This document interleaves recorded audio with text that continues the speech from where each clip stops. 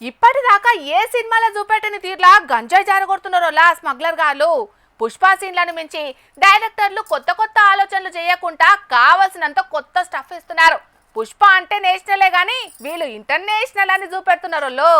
International కాగిలకు చిక్కకుండా గీడ కొందరు ఏం ఉపాయం చేసిండ్రో చూస్తే ఇట్లా కూడా వాడతారా అని పరేషాన్ అవుతారు పక్కా.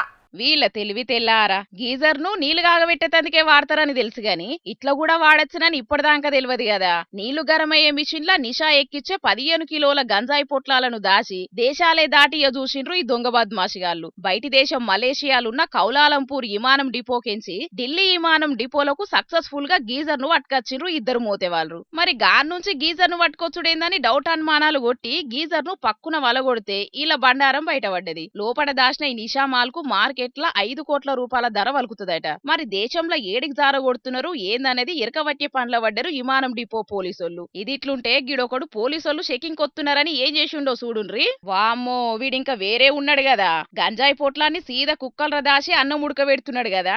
కేరళ రాష్ట్రం త్రిశూర్లో బినీష్ అనేటోడు దగ్గర దగ్గర 1/2 కిలో గంజాయి ఆకులను అన్నంలో దాచి పట్టుబడ్డాడు. ఈ మూతవారికి పోలీసులు వస్తున్నది ముందే ఎరికైందట.